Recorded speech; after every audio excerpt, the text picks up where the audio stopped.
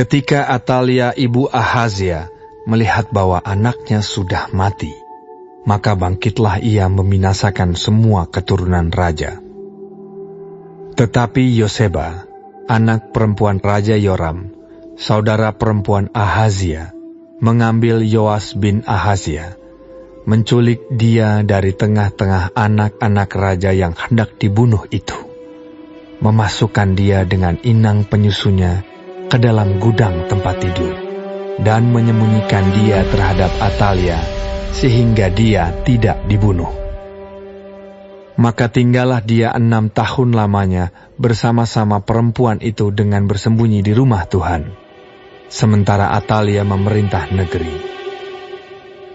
Dalam tahun yang ke-7, Yoyada mengundang para kepala pasukan 100 dari orang Kari dan dari pasukan bentara penunggu. Disuruhnyalah mereka datang kepadanya di rumah Tuhan. Lalu diikatnya perjanjian dengan mereka, dengan menyuruh mereka bersumpah di rumah Tuhan. Kemudian diperlihatkannyalah anak raja itu kepada mereka. Sesudah itu ia memerintahkan kepada mereka, "Inilah yang harus kamu lakukan. Sepertiga dari kamu, yakni yang selesai bertugas pada hari Sabat di sini, tetapi mengawal di istana raja. Sepertiga lagi ada di pintu gerbang sur, dan sepertiga pula di pintu gerbang, di belakang para bentara penunggu, haruslah mengawal di istana. Dan kedua regu daripada kamu, yakni semua orang yang bertugas di sini pada hari Sabat dan mengawal di rumah Tuhan, haruslah mengelilingi raja dari segala penjuru, masing-masing dengan senjatanya di tangannya, dan siapa yang mendatangi barisan haruslah mati dibunuh. Dan baiklah kamu menyertai raja setiap kali ia keluar atau masuk." Para kepala pasukan 100 itu melakukan tepat seperti yang diperintahkan Imam Yoyada. Masing-masing mengambil orang-orangnya yang selesai bertugas pada hari Sabat bersama-sama dengan orang-orang yang masuk bertugas pada hari itu. Lalu datanglah mereka kepada Imam Yoyada. Imam memberikan kepada para kepala pasukan 100 itu tombak-tombak dan perisai-perisai kepunyaan Raja Daud yang ada di rumah Tuhan. Kemudian para bentara itu, masing-masing dengan senjatanya di tangannya, mengambil tempatnya di lambung kanan sampai ke lambung kiri rumah itu, dengan mengelilingi mezbah dan rumah itu untuk melindungi raja. Sesudah itu Yoyada membawa anak raja itu keluar, mengenakan jejamang kepadanya, dan memberikan hukum Allah kepadanya. Mereka menobatkan dia menjadi raja serta mengurapinya. Dan sambil bertepuk tangan, berserulah mereka. Ketika Atalia mendengar suara bentara-bentara penunggu dan rakyat, pergilah ia mendapatkan rakyat itu ke dalam rumah Tuhan. Lalu dilihatnyalah raja berdiri dekat tiang menurut kebiasaan, sedang para pemimpin dengan para pemegang nafiri ada dekat raja. Dan seluruh rakyat negeri bersukaria sambil meniup nafiri. Maka Atalia mengoyakkan pakaiannya sambil berseru, "Khianat! Khianat!" Tetapi Imam Yoyada memerintahkan para kepala pasukan 100, yakni orang-orang yang mengepalai tentara, katanya kepada mereka, "Bawalah dia keluar dari barisan. Siapa yang memihak kepadanya, bunuhlah dengan pedang." Sebab tadinya imam itu telah berkata, "Janganlah ia dibunuh di rumah Tuhan." Lalu mereka menangkap perempuan itu. Pada waktu ia masuk ke istana raja dengan melalui pintu bagi kuda, dibunuhlah dia di situ. Kemudian Yoyada mengikat perjanjian antara Tuhan dengan raja dan rakyat, bahwa mereka menjadi umat Tuhan, juga antara raja dengan rakyat. Sesudah itu masuklah seluruh rakyat negeri ke rumah Baal, lalu merobohkannya, Mereka memecahkan sama sekali mesbah-mesbahnya dan patung-patung dan membunuh Matan, imam Baal, di depan mesbah-mesbah itu. Kemudian Imam Yoyada mengangkat penjaga-penjaga untuk rumah Tuhan. Sesudah itu, ia mengajak para kepala pasukan 100 orang-orang kari dan para bentara penunggu dan seluruh rakyat negeri. Lalu mereka membawa raja turun dari rumah Tuhan. Mereka masuk ke istana raja melalui pintu gerbang para bentara. Kemudian duduklah raja di atas tahta kerajaan. Bersukarialah seluruh rakyat negeri dan amanlah kota itu. Setelah Atalia mati dibunuh dengan pedang di istana raja.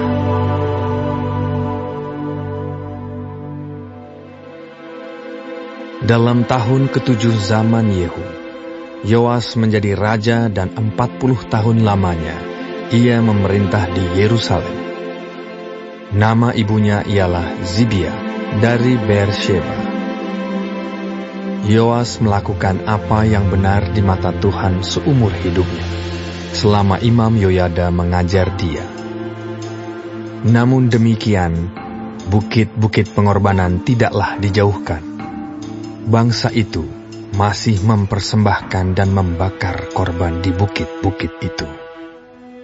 Berkatalah Yoas kepada para imam, segala uang yang dibawa ke dalam rumah Tuhan sebagai persembahan kudus, yakni uang masuk untuk pencatatan jiwa, uang tebusan jiwa menurut penilaian yang berlaku untuk seseorang, dan segala uang yang dibawa ke dalam rumah Tuhan karena dorongan hati seseorang, baiklah para imam sendiri menerimanya, masing-masing dari kenalannya, dan memakainya untuk memperbaiki yang rusak pada rumah itu, di mana saja terdapat kerusakan. Tetapi dalam tahun ke-23 zaman Raja Yoas, para imam belum juga memperbaiki kerusakan rumah itu. Sebab itu Raja Yoas memanggil Imam Yoyada dan imam-imam lain, serta berkata kepada mereka, mengapa kamu tidak perbaiki kerusakan rumah itu? Maka sekarang, tidak boleh lagi kamu menerima uang dari kenalan-kenalanmu, tetapi serahkanlah itu untuk memperbaiki kerusakan rumah itu. Lalu setujulah para imam itu untuk tidak menerima uang dari rakyat, tetapi mereka pun tidak usah lagi memperbaiki kerusakan rumah itu. Kemudian Imam Yoyada mengambil sebuah peti, membuat lobang pada tutupnya dan menaruhnya di samping mezbah, di sebelah kanan apabila orang masuk ke rumah Tuhan. Para imam penjaga pintu menaruh ke dalamnya segala uang yang dibawa orang ke dalam rumah Tuhan. Dan apabila dilihat mereka bahwa sudah banyak uang dalam peti itu, maka datanglah panitera raja beserta imam besar, lalu membungkus dan menghitung uang yang terdapat dalam rumah Tuhan itu. Mereka menyerahkan jumlah uang yang ditentukan ke tangan para pekerja yang diangkat mengawasi rumah Tuhan, dan mereka ini membayarkannya kepada tukang-tukang kayu, kepada tukang-tukang bangunan yang mengerjakan rumah Tuhan itu, kepada tukang-tukang tembok, dan kepada tukang-tukang pemahat batu. Mereka memakainya juga bagi pembelian kayu dan batu pahat untuk memperbaiki rumah Tuhan, dan bagi segala pengeluaran untuk memperbaiki rumah itu. Tetapi untuk rumah Tuhan tidaklah dibuat pasu perak, pisau, bokor penyiraman, nafiri, atau sesuatu perkakas emas dan perak dari uang yang telah dibawa ke dalam rumah Tuhan itu. Melainkan mereka menyerahkannya kepada para pekerja, supaya dipakai memperbaiki rumah Tuhan. Mereka kemudian tidak mengadakan perhitungan dengan orang-orang yang diserahi uang itu untuk memberikannya kepada tukang-tukang, sebab mereka bekerja dengan jujur. Tetapi uang korban penebus salah dan uang korban penghapus dosa tidaklah dibawa ke dalam rumah Tuhan. Semuanya itu adalah bagian para imam. Pada waktu itu majulah Hazael, raja Aram. Diperanginyalah Gad dan direbutnya. Kemudian Hazael berniat menyerang Yerusalem. Tetapi Yoas, raja Yehuda, mengambil segala persembahan kudus yang telah dikuduskan oleh para leluhurnya, yakni Yosafat, Yoram, dan Ahazia, raja-raja Yehuda, dan persembahan-persembahan kudusnya sendiri, juga segala emas yang terdapat dalam perbendaharaan rumah Tuhan dan istana raja. Dikirimkannyalah semuanya itu kepada Hazael, raja Aram, maka tidak jadi lagi Hazael menyerang Yerusalem. Selebihnya dari riwayat Yoas dan segala yang dilakukannya, bukankah semuanya itu tertulis dalam kitab sejarah raja-raja Yehuda? Pegawai-pegawainya bangkit mengadakan persepakatan, lalu membunuh Yoas di rumah Milo, yang letaknya di penurunan ke Sila. Yozakar anak Simeat dan Yozabat anak Somer ialah pegawai-pegawainya yang membunuh dia. Lalu ia dikuburkan di samping nenek moyangnya di kota Daud. Maka Amazia, anaknya, menjadi raja menggantikan dia. Dalam tahun ke-23, zaman Yoas bin Ahazia, raja Yehuda, Yoahas anak Yehu menjadi raja atas Israel di Samaria. Ia memerintah 17 tahun lamanya. Ia melakukan apa yang jahat di mata Tuhan, dan ia hidup menuruti dosa Yerobeam bin Nebat, yang mengakibatkan orang Israel berdosa pula. Ia tidak menjauhinya. Sebab itu bangkitlah murka Tuhan terhadap Israel, lalu diserahkannyalah mereka ke dalam tangan Hazael, raja Aram, dan ke dalam tangan Ben-Hadad, anak Hazael, selama zaman itu. Tetapi kemudian Yoahas memohon belas kasihan Tuhan, dan Tuhan mendengarkan dia, sebab ia telah melihat bagaimana beratnya orang Israel ditindas oleh Raja Aram. Tuhan memberikan kepada orang Israel seorang penolong, sehingga mereka lepas dari tangan Aram dan dapat duduk di kemah-kemah mereka seperti yang sudah-sudah. Hanya mereka tidak menjauh dari dosa-dosa keluarga Yerobeam, yang mengakibatkan orang Israel berdosa pula, melainkan mereka terus hidup dalam dosa itu. Juga patung Asyera masih berdiri di Samaria. Sebab tidak ada laskar ditinggalkan pada Yoahas, selain dari 50 orang berkuda, dan 10 kereta, dan 10.000 orang berjalan kaki. Sebab Raja Aram telah membinasakan mereka, dan meniupkan mereka seperti abu pengirikan. Selebihnya dari riwayat Yoahas dan segala yang dilakukannya dan kepahlawanannya, bukankah semuanya itu tertulis dalam kitab sejarah raja-raja Israel? Kemudian Yoahas mendapat perhentian bersama-sama dengan nenek moyangnya, dan ia dikuburkan di Samaria. Maka Yoas anaknya menjadi raja menggantikan dia. Dalam tahun ke-37 zaman Yoas, raja Yehuda, Yoas anak Yoahas menjadi raja atas Israel di Samaria. Ia memerintah 16 tahun lamanya. Ia melakukan apa yang jahat di mata Tuhan. Ia tidak menjauh dari segala dosa yang disuruh Yerobeam bin Nebat dilakukan orang Israel, tetapi terus hidup dalam dosa itu. Selebihnya dari riwayat Yoas dan segala yang dilakukannya dan kepahlawanannya, bagaimana ia berperang melawan Amazia, raja Yehuda, bukankah semuanya itu tertulis dalam kitab sejarah raja-raja Israel? Setelah Yoas mendapat perhentian bersama-sama dengan nenek moyangnya, maka duduklah Yerobeam di atas takhta ayahnya.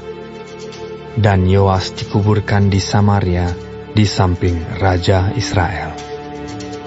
Ketika Elisa menderita sakit yang menyebabkan kematiannya, datanglah Yoas, Raja Israel, kepadanya dan menangis oleh karena dia. Katanya, Bapakku,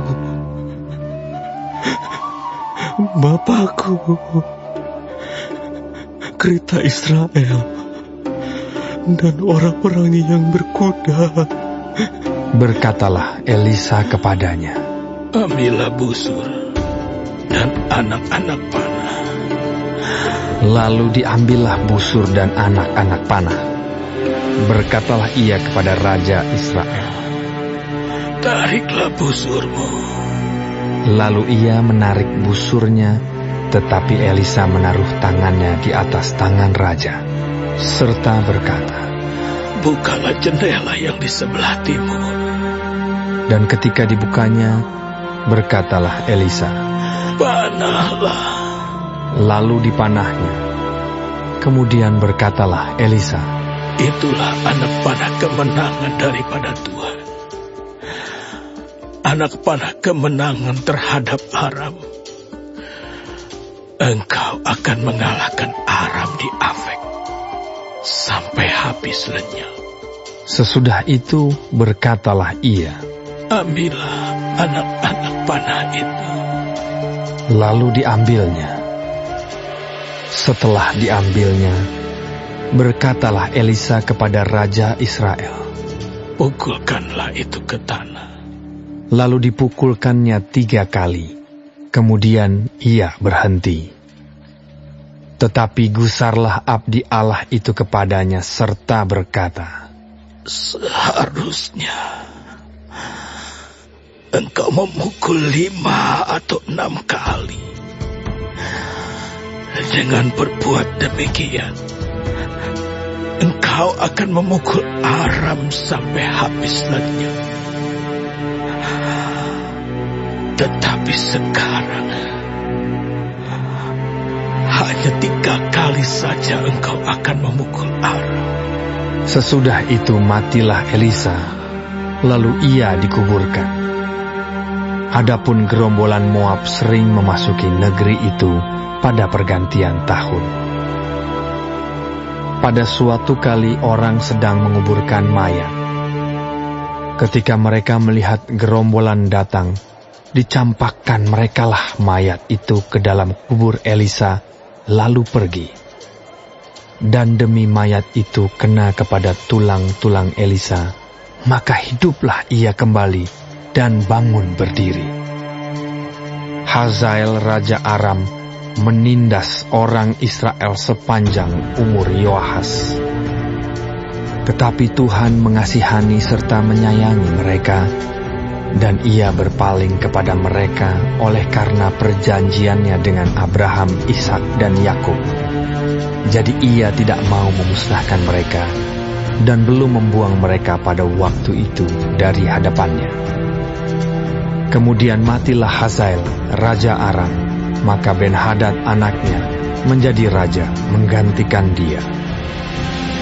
Yoas bin Yoahas merebut kembali dari tangan Ben-Hadad bin Hazael kota-kota yang dalam peperangan direbut Ben-Hadad dari tangan Yoahas ayah Yoas.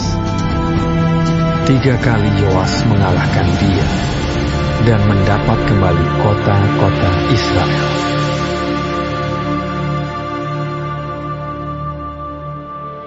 Dalam tahun kedua zaman Yoas bin Yoahas, Raja Israel, Amazia, anak Yoas Raja Yehuda, menjadi raja. Ia berumur 25 tahun pada waktu ia menjadi raja, dan 29 tahun lamanya ia memerintah di Yerusalem. Nama ibunya ialah Yoadan dari Yerusalem. Ia melakukan apa yang benar di mata Tuhan, hanya bukan seperti Daud, bapa leluhurnya. Ia berbuat tepat seperti yang diperbuat Yoas, ayahnya. Namun demikian, bukit-bukit pengorbanan tidaklah dijauhkan. Bangsa itu masih mempersembahkan dan membakar korban di bukit-bukit itu.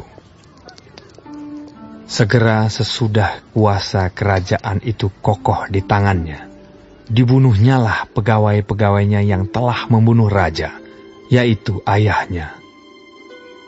Tetapi anak-anak para pembunuh itu tidak dihukum mati olehnya, seperti yang tertulis dalam kitab Taurat Musa, di mana Tuhan telah memberi perintah. Janganlah ayah dihukum mati karena anaknya. Janganlah juga anak dihukum mati karena ayahnya. Melainkan setiap orang harus dihukum mati karena dosanya sendiri. Ia mengalahkan Edom di lembah Asin, 10.000 orang banyaknya, dan merebut Sela dalam peperangan itu. Lalu dinamainyalah kota itu Yokteel. Begitulah sampai hari ini. Pada waktu itu, Amazia menyuruh utusan kepada Yoas bin Yoahas bin Yehu, Raja Israel, mengatakan, "Mari kita mengadu tenaga." Tetapi Yoas, Raja Israel, menyuruh orang kepada Amazia, Raja Yehuda, mengatakan, "Rumput duri yang di Gunung Libanon mengirim pesan kepada pohon aras yang di Gunung Libanon. Bunyinya, berikanlah anakmu perempuan kepada anakku laki-laki menjadi istrinya. Tetapi binatang-binatang hutan yang ada di Gunung Libanon itu berjalan lewat dari sana, lalu menginjak rumput duri itu. Memang engkau telah mengalahkan Edom, sebab itu engkau menjadi tinggi hati. Cukuplah bagimu mendapat kehormatan itu, dan tinggallah di rumahmu. Untuk apa engkau menantang malapetaka, sehingga engkau jatuh, dan Yehuda bersama-sama engkau?" Tetapi Amazia tidak mau mendengarkan. Sebab itu majulah Yoas, Raja Israel. Lalu mengadu tenagalah mereka, ia dan Amazia, Raja Yehuda, di Bet-Semes, yang termasuk wilayah Yehuda. Yehuda terpukul kalah oleh Israel, sehingga masing-masing lari ke kemahnya. Yoas, Raja Israel, menangkap Amazia, Raja Yehuda, anak Yoas bin Ahazia, di Bet-Semes. Lalu Yoas masuk ke Yerusalem dan membongkar tembok Yerusalem dari pintu gerbang Efraim sampai ke pintu gerbang sudut, 400 hasta panjangnya. Sesudah itu, ia mengambil segala emas dan perak dan segala perkakas yang terdapat dalam rumah Tuhan dan dalam perbendaharaan istana raja, juga orang-orang sandera. Kemudian pulanglah ia ke Samaria. Selebihnya dari riwayat Yoas, apa yang dilakukannya dan kepahlawanannya, dan bagaimana ia berperang melawan Amazia, Raja Yehuda, bukankah semuanya itu tertulis dalam kitab sejarah raja-raja Israel? Kemudian Yoas mendapat perhentian bersama-sama dengan nenek moyangnya, dan ia dikuburkan di Samaria, di samping raja-raja Israel. Maka Yerobeam anaknya menjadi raja menggantikan dia. Amazia bin Yoas, Raja Yehuda, masih hidup 15 tahun lamanya sesudah matinya Yoas bin Yoahas, Raja Israel. Selebihnya dari riwayat Amazia, bukankah semuanya itu tertulis dalam kitab sejarah raja-raja Yehuda? Di Yerusalem orang mengadakan persepakatan melawan dia, sebab itu larilah ia ke Lakis. Tetapi mereka menyuruh mengejar dia ke Lakis, lalu dibunuhlah dia di sana. Diangkutlah dia dengan kuda, lalu dikuburkan di Yerusalem di samping nenek moyangnya di kota Daud. Segenap bangsa Yehuda mengambil Azaria, yang masih berumur 16 tahun, dan mengangkat dia menjadi raja menggantikan ayahnya Amazia. Ia memperkuat Elat dan mengembalikannya kepada Yehuda, sesudah raja mendapat perhentian bersama-sama dengan nenek moyangnya. Dalam tahun ke-15 zaman Amazia bin Yoas, Raja Yehuda, Yerobeam, anak Yoas, Raja Israel, menjadi raja di Samaria. Ia memerintah 41 tahun lamanya. Ia melakukan apa yang jahat di mata Tuhan. Ia tidak menjauh dari segala dosa Yerobeam bin Nebat yang mengakibatkan orang Israel berdosa pula. Ia mengembalikan daerah Israel dari jalan masuk ke Hamat sampai ke Laut Araba sesuai dengan firman Tuhan, Allah Israel, yang telah diucapkannya dengan perantaraan hambanya, Nabi Yunus bin Amitai dari Gad Hefer. Sebab Tuhan telah melihat betapa pahitnya kesengsaraan orang Israel itu. Sudah habis lenyap baik yang tinggi maupun yang rendah kedudukannya, dan tidak ada penolong bagi orang Israel. Tetapi Tuhan tidak mengatakan bahwa Ia akan menghapuskan nama Israel dari kolong langit. Jadi Ia menolong mereka dengan perantaraan Yerobeam bin Yoas. Selebihnya dari riwayat Yerobeam dan segala yang dilakukannya dan kepahlawanannya, bagaimana ia berperang, dan bagaimana ia mengembalikan Damsyik dan Hamat Yehuda ke dalam Israel, bukankah semuanya itu tertulis dalam kitab sejarah raja-raja Israel? Kemudian Yerobeam mendapat perhentian bersama-sama dengan nenek moyangnya, raja-raja Israel. Maka Zakaria, anaknya, menjadi raja menggantikan dia. Dalam tahun ke-27 zaman Yerobeam, raja Israel, Azaria, anak Amazia, raja Yehuda, menjadi raja. Ia berumur 16 tahun pada waktu ia menjadi raja, dan 52 tahun lamanya ia memerintah di Yerusalem. Nama ibunya ialah Yekolia dari Yerusalem. Ia melakukan apa yang benar di mata Tuhan, tepat seperti yang dilakukan Amazia ayahnya. Namun demikian, bukit-bukit pengorbanan tidaklah dijauhkan. Bangsa itu masih mempersembahkan dan membakar korban di bukit-bukit itu. Maka Tuhan menimpakan tulah kepada raja, sehingga ia sakit kusta sampai hari kematiannya, dan tinggal dalam sebuah rumah pengasingan. Dan Yotam, anak raja, mengepalai istana dan menjalankan pemerintahan atas rakyat negeri itu. Selebihnya dari riwayat Azaria dan segala yang dilakukannya, bukankah semuanya itu tertulis dalam kitab sejarah raja-raja Yehuda?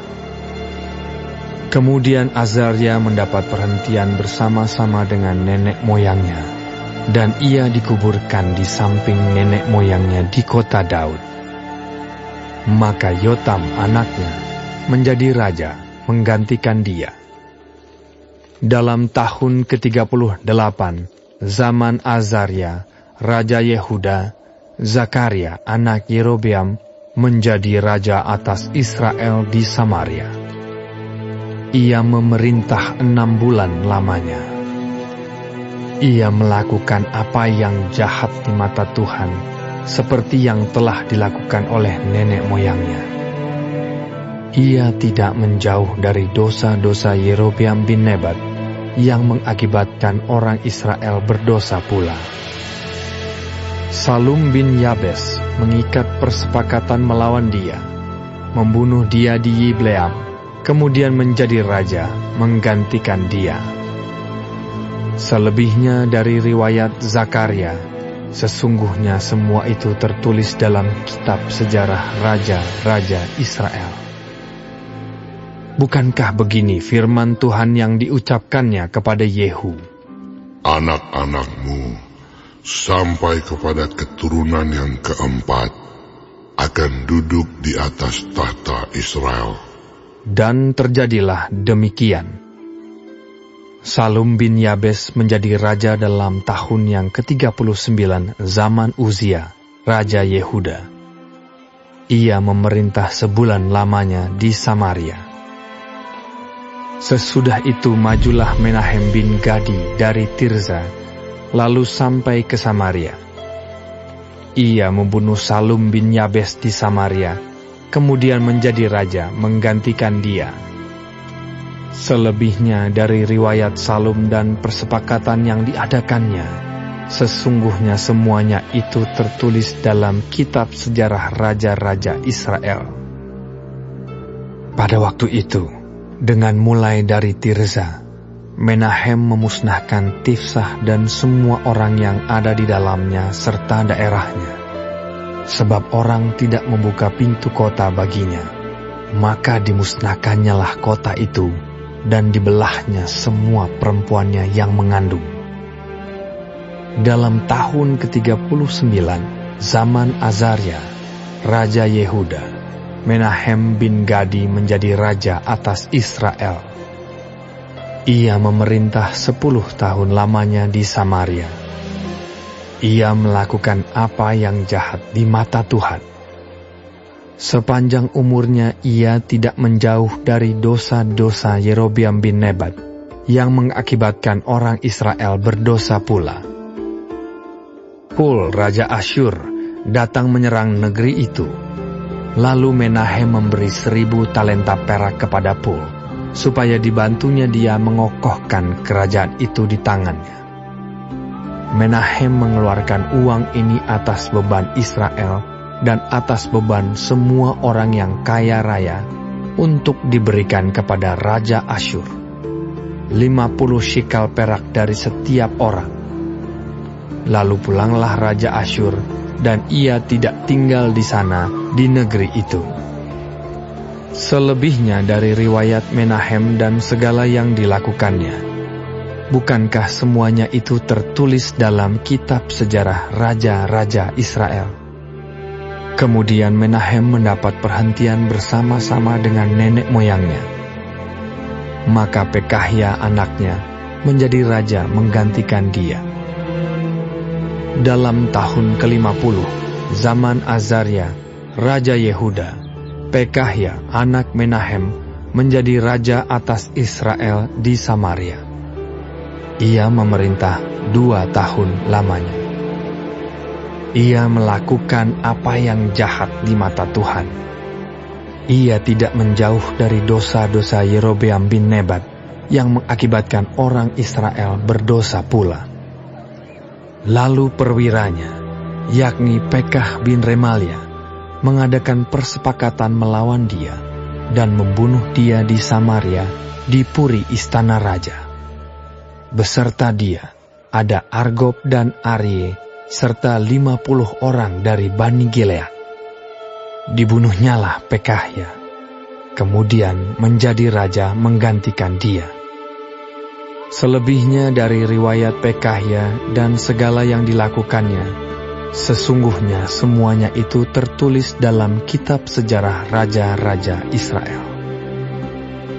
Dalam tahun ke-52 zaman Azaria, Raja Yehuda, Pekah bin Remalia menjadi raja atas orang Israel di Samaria. Ia memerintah 20 tahun lamanya. Ia melakukan apa yang jahat di mata Tuhan. Ia tidak menjauh dari dosa-dosa Yerobeam bin Nebat yang mengakibatkan orang Israel berdosa pula. Dalam zaman Pekah, Raja Israel, datanglah Tiglat-Pileser, Raja Asyur. Direbutnyalah Iyon, Abel Bet-Maakah, Yanoah, Kedesh dan Hazor, Gilead dan Galilea, seluruh tanah Naftali. Lalu diangkutnyalah penduduknya ke Asyur ke dalam pembuangan. Hosea bin Ela mengadakan persepakatan melawan Pekah bin Remalia. Dibunuhnyalah dia, Kemudian dia menjadi raja menggantikannya dalam tahun ke-20 zaman Yotam bin Uzia. Selebihnya dari riwayat Pekah dan segala yang dilakukannya, sesungguhnya semuanya itu tertulis dalam kitab sejarah raja-raja Israel. Dalam tahun kedua zaman Pekah bin Remalia, raja Israel, Yotam anak Uzia, raja Yehuda, menjadi raja. Ia berumur 25 tahun pada waktu ia menjadi raja, dan 16 tahun lamanya ia memerintah di Yerusalem. Nama ibunya ialah Yerusa, anak Zadok. Ia melakukan apa yang benar di mata Tuhan, tepat seperti yang dilakukan Uzia ayahnya. Namun demikian, bukit-bukit pengorbanan tidaklah dijauhkan. Bangsa itu masih mempersembahkan dan membakar korban di bukit-bukit itu. Ia mendirikan pintu gerbang tinggi di rumah Tuhan. Selebihnya dari riwayat Yotam, apa yang dilakukannya, bukankah semuanya itu tertulis dalam kitab sejarah raja-raja Yehuda? Mulai zaman itu, Tuhan menyuruh Rezin, raja Aram, dan Pekah bin Remalia menyerang Yehuda. Kemudian Yotam mendapat perhentian bersama-sama dengan nenek moyangnya, dan ia dikuburkan di samping nenek moyangnya di kota Daud, bapa leluhurnya. Maka Ahaz anaknya menjadi raja menggantikan dia.